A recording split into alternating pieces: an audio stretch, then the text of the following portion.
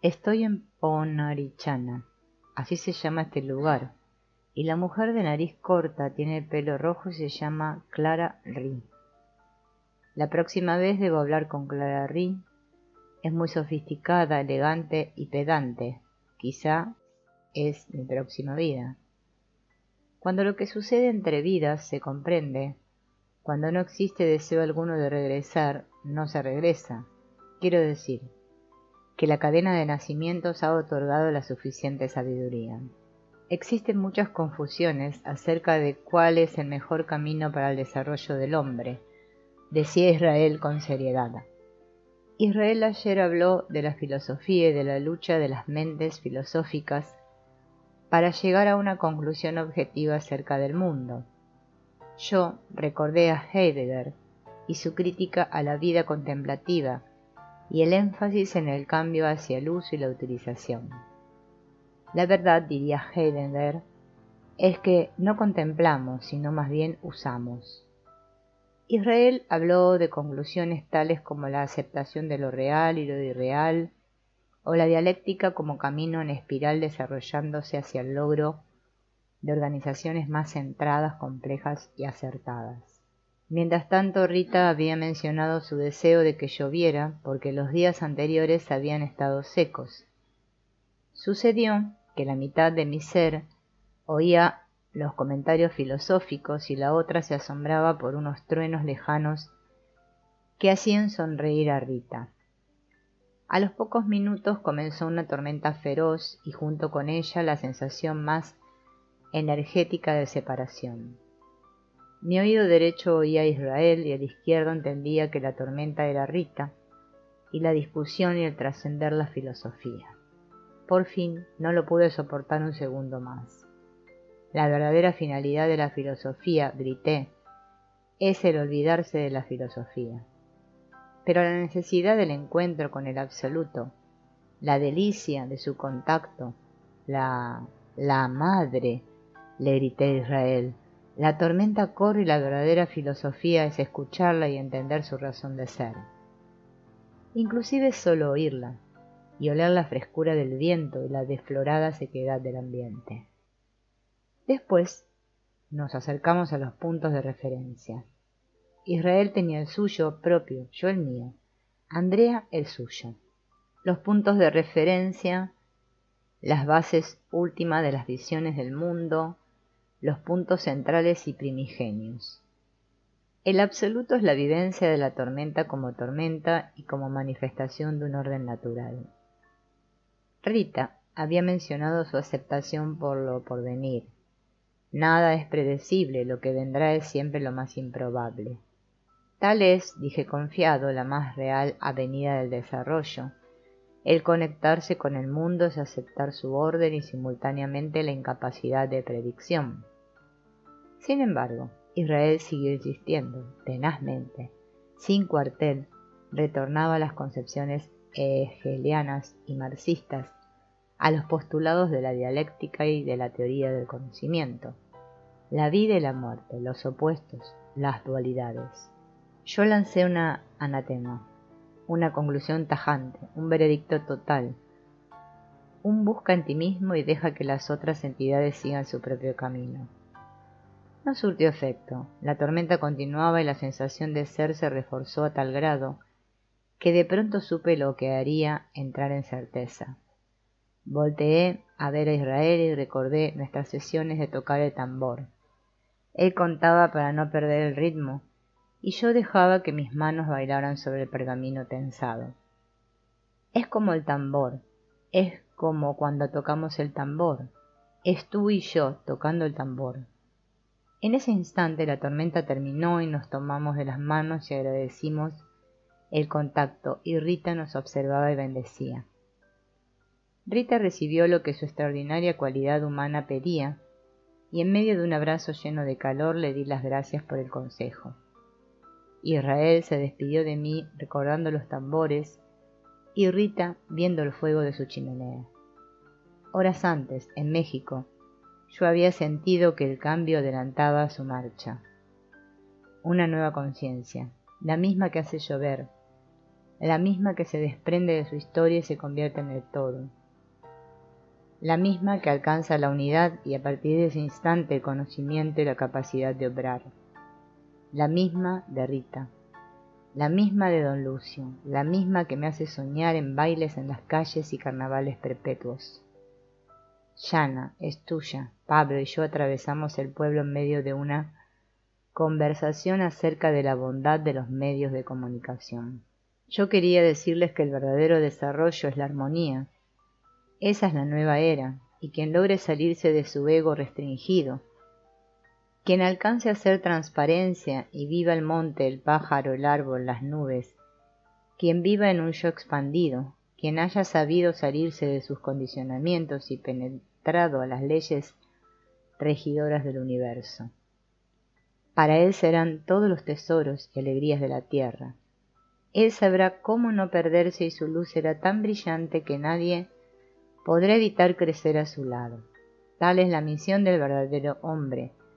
Tal es su destino, la aceptación del mundo, la falta de juicio y deseo, la presencia de amor, la extraordinaria certeza en la luz. Eso es señales y puntos de ilustración acerca de la llegada de la verdadera evolución del espíritu. Con los niños sabemos cómo lograrlo. En la noche bailaron oyendo canciones acerca del despertar de Jesús, acerca del contacto con la naturaleza y los animales. Despertaron en la noche en un baile que yo observé alucinado por su contenido, sabiendo que todo era extraordinaria enseñanza. Pero aún más extraordinario fue que en ese momento tocaron la puerta y al ir hacia ella me encontré frente a frente con Antonio. Como siempre sus ojos estaban repletos de lágrimas y sabiendo que de nuevo pensaba en la vida, lo invité a ver el baile de los niños. Ahí estábamos ambos, viendo cómo las canciones se convertían en realidades y las realidades en flores. En ese momento comprendí lo que le pasaba. Recordaba a su amor, sus últimas preguntas, las de si irse era bueno, la de si encerrarse era bueno. Ella le había regalado su vida y él había hecho lo mismo. Pero ella no entendió milagros y él no comprendió sentimientos. Al final ella lo había acusado de deshonesto y él no supo responder. Solo le rogó que le enseñara. Antonio comprendía el baile de los niños y sabiendo de tristezas se despidió de mí. Era difícil estar mucho tiempo con él, pero al mismo tiempo era una conciencia, un recordatorio. Difícil recordatorio. Debe ser natural, de otra forma no resulta. Véanse las piernas en la posición de loto y mediten acerca de su realidad. Hagan íntegramente lo que están haciendo. Ahora suban la vista y cada vez con mayor atención observen sus muslos, su cintura, su tórax. Cuando lleguen a los hombros no se asusten, sigan subiendo. Pronto se darán cuenta que se están viendo desde el espacio. Su conciencia se habrá separado de su cuerpo. No piensen en ello como algo extraordinario. Es la forma usual de experimentar el mundo. La diferencia es que ahora se dan cuenta y antes vivían en la ilusión de pertenencia a un cuerpo. Cuando puedan ver su espalda podrán volar.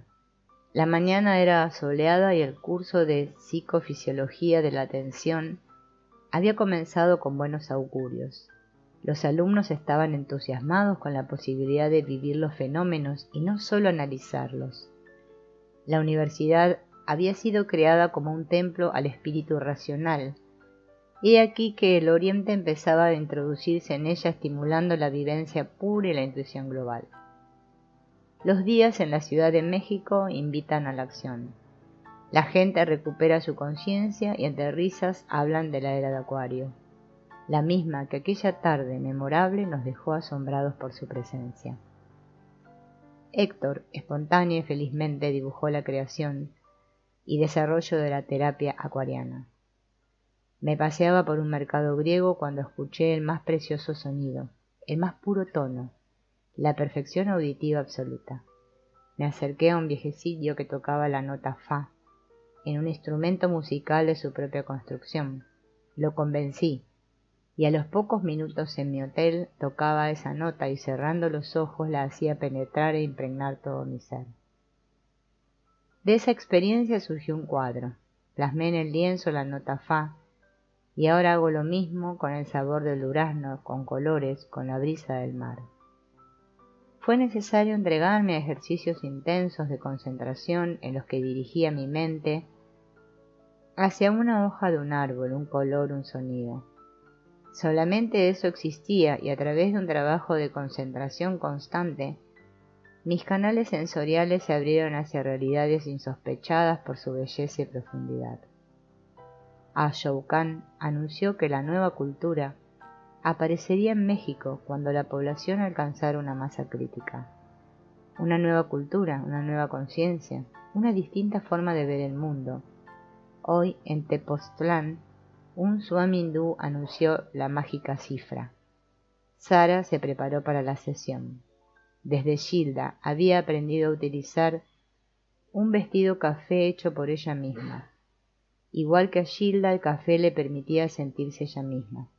En una bolsa roja, junto a su pecho, introdujo 2 cruces, una piedra extraterrestre, una gallina blanca y otra negra de barro. Una cruz había sido hecha por su madre, y la otra era una antigüedad con 4 grabados de caritas en los extremos de los brazos. Las vidas, dijo Sara con ansiedad, avanzan y en cada una de ellas se aprende. Ocurre un ajuste de circunstancias que hace que la decisión para la siguiente balancee los aspectos astrológicos que en la vida previa no fueron posibles encadenar. El final es la vivencia sin dependencia, la felicidad del presente permanente, la totalidad de conciencia en cada instante, el sentimiento religioso en su verdadera esencia, es decir, la vivencia de lo trascendente. El cambio hacia la conciencia total ocurre en todos. Estamos siendo impulsados hacia la conciencia androgénica, la conciencia de unidad y al mismo tiempo la independencia total. Sara se quedó iluminada de violeta y al abrir los ojos se dio cuenta que el mundo había cambiado. Una súbita ligereza la invadió y sintiéndose flotante se negó a continuar. Ocurre un incremento grandioso de sensibilidad y después su manifestación. En un pintor esto permite hazañas increíbles. Llegamos a la niebla al mediodía. La sensación era la de estar sumergidos en un invernadero, alumbrado por una luz rosada, reflejándose en cada una de las diminutas gotitas de la atmósfera. En un momento, y con los ojos cerrados, imágenes de un verdor pastoso repletas de ojos, oídos y bocas aparecían para luego ser sustituidas por sensaciones corporales y emociones. Cada pueblo que atravesábamos tenía una historia y vibraciones y ellas estimulaban diferentes contenidos. Xalapa me impresionó por su elevado espíritu. Coatepec me hizo abandonar la posición del medio loto al lanzarme de frente una energía fuertísima similar a la de Tepoztlán. Después, con Sosa, supe que mi impresión no había sido falsa. Incluso una fraternidad esotérica había escogido el lugar para desarrollar un ashram. Las vibraciones de la casa estudio no dejaban lugar a dudas acerca del camino de sus ocupantes. En una pared e incluidos dentro de sendos marcos dorados, 2 maderas quemadas por combustible vertido al azar mostraban trazos claros de seres extraños, caras de viejos y niños compartiendo algunas ideas en una reunión, manifestaciones de patrones, demostraciones de un presente en el cual cualesquier detalle representa al todo, comunicación de un líquido, consecuencias energéticas poderosas, control de una mente creativa sobre la materia. Cualquier posibilidad recordaba Li Chin y hacía que el aliento se parase en seco, contenido por un asombro todavía no entendido. El pintor apareció después y con una voz gutural, surgida de quién sabe qué profundidades, comenzó explicando su técnica y los resultados de su obra. Pinto con una brocha grande y nada planeo. Tomo la pintura y en sucesivos golpes dejo trazos gruesos en el lienzo. Estos se transforman en caras, cuerpos, casas, ojos, como si una fuerza descomunal y milagrosa orientara la pintura. Cristos flotando junto a planetas rojizos, asambleas de ancianos, reuniones de ninfas, caracolas y sabios. Todo surge como si mi voluntad y brazo fuesen canales a través de los que se transporta un líquido divino, un mensaje áureo, un patrón celestial. Caracoles y aves surgen a menudo, luchas entre demonios, alquimistas y mujeres santas. Mi última obra monumental, la que terminé este último diciembre, es muy interesante. Refleja el espíritu de esa época del año. El último diciembre había sido un parto para todos. De esa fecha surgió la inquietud por descubrir las leyes de patrones energéticos y las razones del claro incremento en capacidad intuitiva. Días difíciles para todos. El cuadro de Sosa representaba la última cena. En una mesa cubierta de un mantel rojo, un Cristo de espíritu infantil partía un pan sobre una copa y al hacerlo luces brillantes alumbraban a viejos comensales. Había alguien anunciándole a Cristo una noticia. Una boca llena de arrugas se acercaba al oído del santo musitando en un susurro, quién sabe qué mensaje misterioso. El pintor, como antena receptora de un mensaje de conciencias, pensé yo en voz alta. Sosa aceptó el mensaje y estuvo de acuerdo con su contenido. Me impresionó el respeto del artista hacia su propia obra. Debe haber pasado crisis muy fuertes que lo han dejado en silencio excepto para su obra, pensé para mis adentros. ¿Mis adentros? Al final de la reunión no pude resistir plantear la pregunta. En estos últimos días te han aparecido imágenes, pensamientos o ideas pictóricas relacionadas con patrones geométricos. Todo Tepoztlán los buscaba y recordé la presencia de cubos en las conversaciones. Después la de hexágonos y triángulos.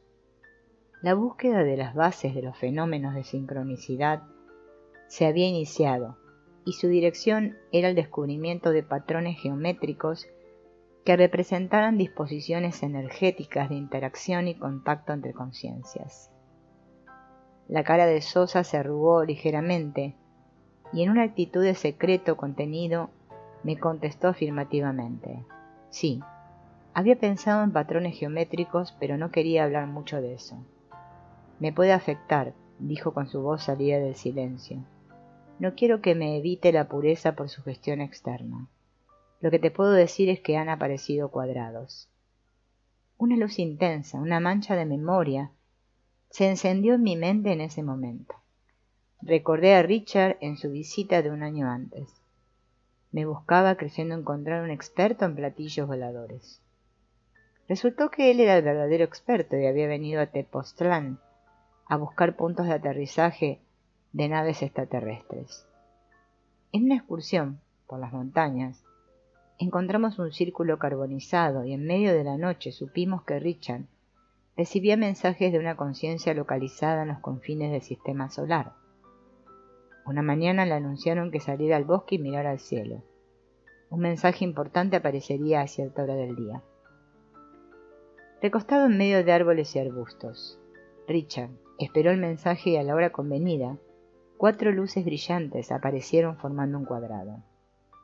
Las luces se movían en línea recta y al llegar a las esquinas del imaginario trazo, cambiaban abruptamente de dirección en un ángulo de 90 grados. No había intervalo en el cambio direccional, como si los puntos de luz estuviesen contenidos en carriles transparentes. Richard recordaba cambios de colores y de intensidad luminosa, pero no les había puesto atención. Esperaba un mensaje verbal o una señal más clara, y no esas luces con sus cambios direccionales abruptos. Para mí el mensaje estaba ahí. Un cuerpo de 4 dimensiones interactuaba con un espacio de 3 dimensiones.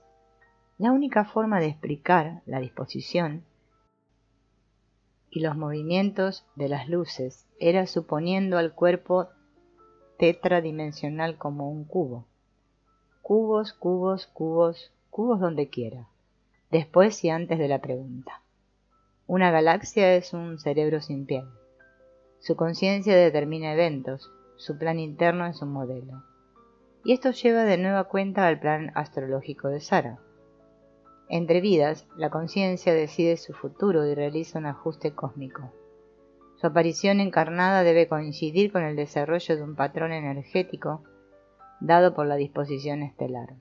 El campo energético, dado por las hipercomplejas interacciones entre estrellas, planetas, etc., determina una morfología energética particular contenida en cada quantum mínimo de espacio.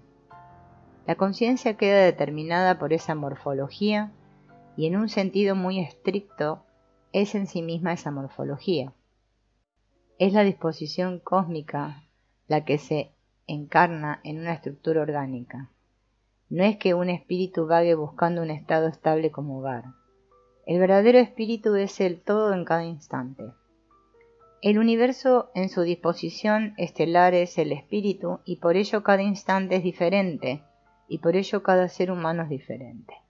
Durante el viaje a Coatepec había yo planteado la relación entre características informacionales contenidas en cada quantum mínimo de espacio y patrones energéticos globales. Ahora aparecía un vislumbre de respuesta. No existía tal relación entre dos eventos, sino que eran lo mismo. La conciencia es el instante presente y aquella estructura orgánica que ha purificado su memoria genética es la que se transforma en receptora del todo y manifiesta mensajes. Esta es también la base del I Ching. Así es que el patrón hipercomplejo de relaciones cósmicas que impera en un instante determinado es una conciencia y la realización total de cualquiera consiste en llegar a tal conciencia. Universos son conciencias. Después de la realización anterior, no me quedó más remedio que acostarme a dormir. Yo, al igual que cualquier ser humano, somos la representación del estado total del universo en un instante dado. Por ello, contenemos el todo y por ello no existe diferencia alguna entre lo interior y lo exterior. Inclusive se puede pensar que la posición espacial de cada neurona de nuestro cerebro sea idéntica a la que cada estrella ocupaba en el momento de nuestro nacimiento. Por ello, la relación entre conducta y astrología, entre conciencia humana manifestada y patrones cósmicos. Quizás ahí está la clave. Sosa recibiendo y manifestando en un cuadro el contenido del universo en el momento de pintarlo. La creatividad como contacto. El silencio es la clave del contacto con el todo. Puesto que la conciencia es el resultado de la interacción de al menos dos campos energéticos, uno de ellos el resultante de la actividad cerebral y el otro la organización energética del espacio, no es sino cuando retornamos al silencio que el patrón energético del espacio nos atraviesa convirtiéndonos así en mensajeros del conocimiento total. Eso es lo que Ritsa defiende como base y fundamento de la expansión de la conciencia, el logro del silencio. Desde la perspectiva de la conciencia total como disposición energética gestáltica, dada por la disposición estelar, el silencio no solo es requisito, sino base para comprender el fenómeno creativo. Sin embargo, en última instancia, todo es un fenómeno creativo. Cuando Sosa deja una mancha de pintura en un lienzo, y ésta se convierte en una figura humana, su mano lleva esa figura en la posición, rapidez y fuerza con la que el pincel toca la tela. Es un fenómeno algorítmico de la mayor complejidad e inclusión. Es en la forma de sostener el pincel donde está la futura figura. Lo mismo sucede con la percepción. Cuando veo un paisaje, lo que en realidad percibo son mis patrones neuronales transformados en objetos, luces, etc. Contengo en un percepto a mi funcionamiento neuronal y a partir de la observación atenta de la imagen soy capaz de reconocer y entender el funcionamiento de mi cerebro. Esto a su vez me permite comprender el funcionamiento del universo.